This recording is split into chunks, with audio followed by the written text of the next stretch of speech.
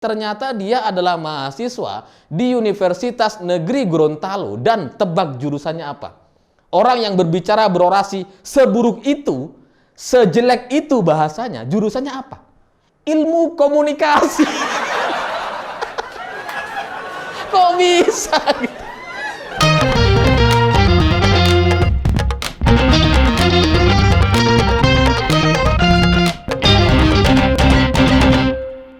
Selamat malam para mantan, selamat malam untuk semua mantan-mantan kalian yang pernah kita bikin kecapean. Kecapean apa tuh? Kecapean ngejar kita atau kecapean olahraga sampai ngos-ngosan. Nah, cerita-cerita semacam itu bagi saya jadi mirip sekali dengan cerita kenaikan harga Pertalite di Indonesia. Karena ketika demonstrasi sudah terlanjur terjadi di mana-mana, di Surabaya, Solo, Pacitan, Gorontalo, Sulawesi, Kalimantan, Palembang, demonstrasi semuanya menuntut, menolak kenaikan harga BBM. Hari itu, 1 September, BBM-nya agak naik. Orang-orang para korlap gitu ya, pagi-pagi udah kumpulin massa, kita tuntut penolakan kenaikan harga BBM. Tapi hari itu mereka baca berita, kok nggak naik ya harganya ya? Lah kita mau nuntut apa ini? Belum naik kok. Ya tapi karena logistik sudah terlanjur cair, maka demonstrasi harus tetap jalan gitu kan. Harus tetap kita demonstrasi gitu. Nah, setelah mereka semua puas demonstrasi pada tanggal 1 September kemarin yang terjadi di banyak kota, lalu kemudian mereka kan pulang ke rumahnya masing-masing. Lagi capek istirahat gitu ya, lagi pegel-pegel masih gitu ya, habis demo, habis dorong-dorongan sama kepolisian gitu kan. Sekarang kan lagi santai, hari Sabtu libur gitu kan. Tiba-tiba baca berita siang ini, pemerintah resmi menaikkan harga Pertalite menjadi 10.000 dan langsung berlaku 1 jam setelah diumumkan. Asem. Diumumkan jam 1, berlaku jam 2. Gak sempat ngantri kita. Dan ini sekaligus kayak ngerjain orang-orang yang selama ini udah demo gitu. Kan mereka udah capek-capek nih, masih pegel-pegel. Masa iya kita besok demo lagi sih? Masih capek nih, masih capek. Jadi kalau kayak gini ceritanya, mungkin nanti demonstrasi akan terpusat sekitar tanggal 6 September di Jakarta. Mungkin mereka sudah sembuh gitu ya, udah hilang capeknya, ya siap demo lagi. Tapi menaikkan harga Pertalite siang hari, ini juga lucu gitu. Karena kelompok-kelompok sebelah itu kan selalu nyindir. Ngapain pemerintah itu selalu mengumumkan tengah malam. Pilpres hasilnya tengah malam. Ini Pertalite mau dinaikkan tengah malam. Nah sekarang dinaikin siang hari. Mereka mumet gitu. Nggak terprediksi. Tapi di luar soal demonstran yang terlanjur demonstrasi gitu ya. Sebenarnya yang ikut dikerjain adalah orang-orang yang menimbun BBM bersubsidi gitu. Ya karena kalau terjadi kenaikan harga, biasanya kan kelihatan tuh siapa-siapa orang yang punya stok BBM yang banyak gitu ya. Yang tiba-tiba dikeluarin dari gudangnya, dari tempat penyimpanannya. Ketika di SPBU nggak ada barang, mereka punya sendiri. Ini kan kelihatan gitu. Nah, ketika kenaikan harga itu ditunda 2 hari dari 1 September ke 3 September hari ini, itu kepolisian kan udah monitor gitu. Langsung kemudian ketika ini dibatalkan naik, orang-orang yang menimbun ini kan kelihatan pergerakannya. Stres mereka. Akhirnya ketahuan ditangkepin satu-satu. Di Tangerang, ada 4 orang ditangkap gara-gara mereka menimbun 2.500 liter Pertalite. Gila gitu. 2.500. Dan modusnya itu lucu. Mereka memodifikasi mobil atau kendaraan, lalu kemudian tangkinya dibesarin supaya sekali ngisi bisa dapat banyak, 100 liter. Habis itu bolak-balik aja mereka, bolak-balik lagi, ngisi lagi, sampai habis di pom bensin Pertalite-nya. Dihabisin mereka gitu. Dan nggak cuma di Tangerang gitu ya, di Kendal juga ada yang ditangkap, di Nganjuk ada 2 orang yang menimbun 2.000 liter Pertalite, lalu kemudian di Bogor ada 1.600 liter solar dan 630 liter Pertalite ditimbun dan akhirnya diamankan oleh kepolisian. Dan di luar itu mungkin juga banyak yang nggak diberitakan. Tapi dari cerita ini gitu ya, dari cerita orang-orang yang menimbun BBM bersubsidi, saya terus terang bingung gitu, ngapain mereka kerja kayak gini gitu. Risikonya tinggi, melawan hukum gitu ya. Terus keuntungannya nggak seberapa, karena setelah saya hitung, dari 2.500 liter, kalau harganya 10.000, itu kan cuma sekitar 25 juta. Nah kalau mereka beli di 7.650, itu harganya sekitar 19 jutaan. Jadi ada selisih sekitar 5-6 juta maksimal gitu ya. Nah mereka melakukan semua ini dengan selisih 6 juta ini, dengan segala risikonya, yang risiko kebakaran, risiko ditangkap lah. Ini tetap mereka lakukan gitu. Padahal ini kan kerjaan-kerjaan yang nggak bisa dilakukan setiap hari. Ini kan momentum cuma gitu. Kenaikan harga Pertalite itu kan nggak tiap tahun terjadi gitu ya. Tapi tetap dilakukan sama mereka. Demi mendapatkan keuntungan yang besar gitu. Ya kenapa nggak cari kerja yang biasa aja, yang bisa dilakukan tiap hari, yang bisa berkembang terus gitu ya. Kenapa nggak cari yang legal aja gitu. Kenapa kerja yang kayak gini nih. Nah sekarang mereka udah ditangkap sama kepolisian, terus apa habis ini? Rugi gitu kan.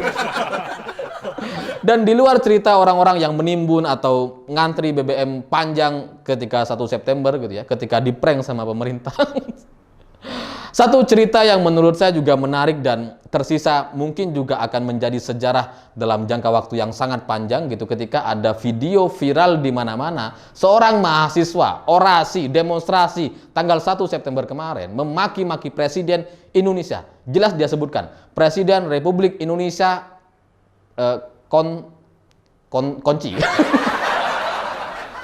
Ya pokoknya itulah, alat kelamin laki-laki, dan memaki yang sekeras itu gitu. Ini terus terang saya bingung gitu, kenapa mahasiswa bicaranya kayak preman, kayak orang nggak berpendidikan. Kalau kita ngelihat preman di pasar, preman di terminal, bicaranya kayak gitu wajar. Ya karena mereka preman gitu. Tapi ini mahasiswa dalam panggung demonstrasi, mereka bicara kayak gitu, menghina Presiden Indonesia dengan alat kelamin laki-laki, dan yang memaki laki-laki. Ini saya nggak paham dengan konsep orang-orang yang memaki dengan alat kelamin laki-laki gitu. Ngapain gitu? Ya kalau mau maki itu biasanya kan memaki dengan menggunakan nama binatang gitu ya, sapi, onta gitu ya, atau apalah sampah gitu. Itu masih cukup masuk akal gitu ya. Tapi kalau alat kelamin laki-laki dan kamu juga punya, ya ngapain dimaki gitu? Ngapain dijadikan bahan makian gitu? Ya ada juga sih yang memaki alat kelamin perempuan gitu ya. Entah itu diucapkan oleh perempuan atau laki-laki. Tapi pada intinya sama gitu. Kenapa mereka menggunakan alat makian itu dengan alat kelamin yang mereka sendiri punya? Kenapa nggak memaki di luar itu gitu? Binatang gitu, atau ya, sampah, atau apalah gitu. Ya jangan alat kelamin. Itu kan semakin menunjukkan bahwa seolah-olah para mahasiswa ini itu kekurangan kosakata gitu, sehingga bahasa yang mereka miliki, kosakata yang mereka miliki cuma sekitar badan mereka sendiri. Lucu gitu. Dan yang memaki ini gitu ya, itu menyebutkan namanya di akhir dia orasi. Jadi dia orasi gitu ya, kita lawan gitu. Kemudian Presiden Konci. Terus habis itu dia Assalamualaikum warahmatullahi wabarakatuh, dan menyebutkan namanya, saya Yunus Pasau. Akhirnya kan kita jadi tahu. Coba nggak dia sebutin namanya, kita kan jadi nggak tahu gitu ya. Mungkin kita ya udahlah biarin aja gitu ya. Namanya juga anak-anak, masa pertumbuhan. Ternyata dia sebutin namanya, akhirnya saya cari tahu gitu. Si Yunus Pasau ini ternyata dia adalah mahasiswa di Universitas Negeri Gorontalo, dan tebak jurusannya apa? Orang yang berbicara berorasi seburuk itu, sejelek itu bahasanya, jurusannya apa? Ilmu komunikasi. Kok bisa gitu? Mahasiswa jurusan ilmu komunikasi, orasinya sereceh itu, seburuk itu. Ya karena saya aja yang bukan mahasiswa, belum pernah belajar di S1 jurusan komunikasi gitu ya. Ya saya ngerasa saya nggak pantas untuk mengatakan itu. Kalau saya benci kepada seorang, misalkan saya ingin mengungkapkan kemarahan, ya saya paling bilang brengsek, bajingan, as, itulah binatang gitu ya.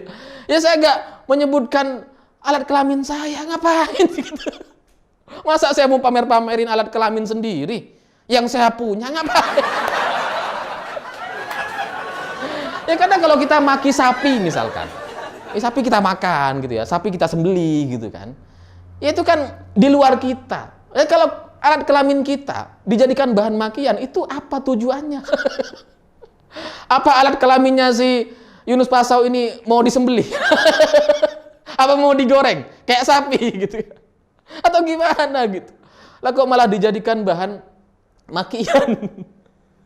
Dan lebih dari itu, orang ini bukan cuma mahasiswa jurusan komunikasi, tapi dia juga pernah menjadi ketua Himakom, Himpunan Mahasiswa Ilmu Komunikasi. Jadi dia ketuanya nih. Mahasiswa komunikasi, dia ketuanya. Lah kalau ketuanya kayak gitu, yang dia paham, yang dia hafal cuma alat kelaminnya sendiri. Anggotanya gimana? Anggotanya gimana? Saya ngebayangin tuh mereka kalau komunikasi itu menggunakan istilah-istilah ya alat kelamin kalau maki. Yang perempuan pakai yang perempuan, yang laki-laki pakai yang laki-laki. Aneh gitu. Dan ya anehnya lagi kenapa dia mengucapkan assalamualaikum tuh tanpa rasa bersalah gitu. Udah maki-maki presiden, kunci gitu ya, kontu gitu ya. Terus dia bilang assalamualaikum warahmatullahi wabarakatuh. Coba, apa ini? Gak konsisten gitu. Kalau mau buruk-buruk sekalian, jangan setengah-setengah.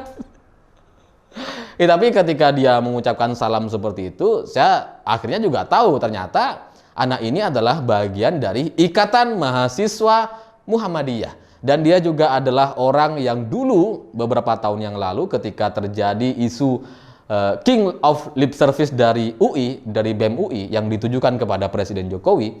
Nah, si Yunus Pasau ini bersama teman-temannya 11 orang gitu ya. Dia mendukung keputusan UI. Dia setuju dengan itu. Dan setelah saya coba cari tahu lagi ternyata Universitas Negeri Gorontalo ini pernah mengadakan seminar dan yang menjadi pembicara adalah Rocky Gerung.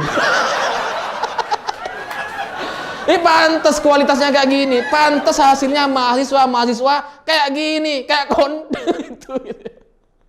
Janganlah kita jangan ikut-ikutan. Ternyata Rocky Gerung pernah ngisi di sana, mungkin terinspirasi dari Rocky gitu ya. Dan sangat disayangkan kenapa mahasiswa jurusan ilmu komunikasi ya. Kenapa nggak jurusan lain gitu, misalkan teknik, apalah gitu, sastra atau apa. Kenapa ilmu komunikasi tapi komunikasinya salah gitu. Kayak ini kan jadi kayak si Roy Suryo itu gitu ya, pakar telematika, tapi kemudian ditangkap gara-gara gambar editan. Ini nih. Yunus Pasau ini juga sama kayaknya. Ilmu komunikasi, mahasiswa ilmu komunikasi. Bermasalah gara-gara komunikasi. Dan setelah saya coba cari tahu lagi soal si Yunus Pasau ini, karena ya namanya kalau di Facebook ada ternyata Facebooknya gitu ya, ada orangnya gitu ya, jelas mukanya kayak gimana, dan dia sering nge-share aktivitas-aktivitas demonstrasi yang pernah dia lakukan selama ini. Karena ternyata ini bukan yang pertama kali, dia sebelum ini udah sering banget demonstrasi gitu. Mulai dari kepala desa, dekan, sampai Kapolres dituntut untuk mundur sama si Yunus Pasau. Pokoknya kalau ada kesalahan PDAM, kesalahan Kapolres, mundur. Dia emang spesialis menurunkan orang kayaknya gitu ya, bukan mencari solusi atas setiap permasalahan yang terjadi. Dan saking banyaknya demonstrasi yang pernah dia lakukan, sampai wakil dekan pernah dia demo untuk turun gitu ya. Ini kayaknya memang udah hobi orang ini. Anak ini memang punya bakat jadi demonstran gitu ya. Atau gimana kalau kita jadikan dia sebagai panutan demonstran di Indonesia. Supaya apa? Supaya bisa saingan sama Rizik. Sama-sama itu gitu ya. Kalau Rizik ya di situ, dia di sinilah. Biar sama-sama kacau bahasanya gitu. Sejajar lah. Dan ya biasanya orang-orang yang kayak gini, yang bermasalah seperti ini, bahasanya kadang dia di dunia nyata itu punya masalah, dan saya nggak ngerti apa masalah dia sampai kemudian dia seberani itu menyebutkan Presiden Indonesia itu gitu ya. Saya nggak ngerti gitu apa masalah dia, tapi pada intinya gini, ketika dia mengucapkan Presiden Indonesia, yang itu artinya presiden negara kita gitu ya, tempat kita tinggal, itu membuat banyak orang jadi emosi dan marah ke dia dan memaki balik. Habis dimaki-maki si Yunus Pasau ini gitu. Sama banyak orang gitu. Dan ya itu wajar aja, netizen kita kan emang reaktif gitu ya. Ya emang emosional gitu. Tapi kenapa dia nggak menggunakan nama Jokowi ya? Kenapa Presiden Indonesia gitu kan? Kalau Presiden Indonesia ini jelas-jelas simbol negara, Presiden Indonesia gitu. Kalau menggunakan nama Jokowi, dia masih bisa ngeles-ngeles dikit lah. Ini Presiden Indonesia, ini udah nggak bisa ditolerir nih. Jadi kepolisian nampaknya memang harus segera mengamankan anak ini gitu sebelum terjadi kekacauan atau keributan di tengah-tengah kalangan mereka sendiri gitu. Karena saya yakin juga mahasiswa ada yang nggak setuju dengan pernyataan si Yunus Pasau ini gitu. Karena dia menghina Presiden Indonesia, bukan sosok Jokowinya, bukan sebagai pribadinya gitu, tapi sebagai presidennya. Aneh orang ini gitu. Dan setelah saya coba cari tahu anak ini gitu ya, saya juga menemukan berita soal Yunus Pasau di Gorontalo ini. Ternyata, ini nggak tahu orang yang sama atau enggak, kalau salah nanti saya cut gitu ya. Itu ternyata Yunus Pasau ini ketika tahun baruan kemarin, itu sempat membuat temennya sampai meninggal dunia. Jadi dia itu lagi merayakan tahun baruan dengan teman-temannya 5 orang, terus kemudian ada motor lewat dan blayer gitu, ngang gitu ya. Terus kemudian dia kejar tuh. Wah, dimaki-maki lah sama si Yunus Pasau. Kon. Mungkin gitu juga gitu ya. Dikejar sama dia, tapi ya karena yang pakai motor itu kenceng gitu ya, nggak kejar lah. Nah, habis itu dia balik lagi ke teman-temannya 5 orang. Ayo kita cari dia. Dicari, ketemu akhirnya dan terjadilah cekcok gitu. Adu mulut awalnya sampai kemudian terjadi perkelahian dan penikaman sampai kemudian membuat Ilham Kamaru, temannya si Yunus Pasau ini, meninggal dunia. Meninggal di tempat gitu ya. Ya sempat dibawa ke rumah sakit dan meninggal. Cuma kan dari cerita ini gitu ya. Ini kan orang-orang kayak gini tuh kayak emang, kalau kita ngelihat ada orang pakai motor depan, ya udahlah gitu ya. Paling kita maki, "Oi," gitu. Udah selesai gitu kan. Nggak sampai kita buru-buru kayak gini kan. Ini kan sok-sokan banget, kayak sok berkuasa sekali gitu. Jadi emang kayaknya punya masalah orang ini, dan nggak tahu masalahnya apa, di lingkungannya seperti apa, tapi memang kayaknya dia perlu bantuan gitu ya. Ya karena bagaimanapun masa depannya masih panjang, dia masih cukup muda gitu ya. Dengan satu kesalahan yang kayak gini, dia bisa beban sekali ke depannya gitu. Dia bisa ditolak di banyak perusahaan kalau ini terus dibiarkan seperti ini gitu. Makanya kemudian menurut saya ya perlu perbaikan, perlu nasihat, perlu permintaan maaf. Kalau untuk penjara nggak perlulah, saya pikir dia masih cukup muda, masih bisa diperbaiki ke depannya, ya asalkan mau berubah gitu. Kalau nggak mau berubah ya nggak tahu, mungkin dia memang punya masalah kehidupan yang sangat-sangat kelam, yang sangat-sangat keras dalam kehidupannya, sehingga itu mendidik dia menjadi orang yang liar seperti ini dan seperti pernyataan-pernyataan preman atau orang-orang yang tidak berpendidikan, padahal dia adalah mahasiswa ilmu komunikasi. Saya pikir itu. Terima kasih sudah menonton. Jangan lupa subscribe, like, dan komen. Begitulah kura-kura.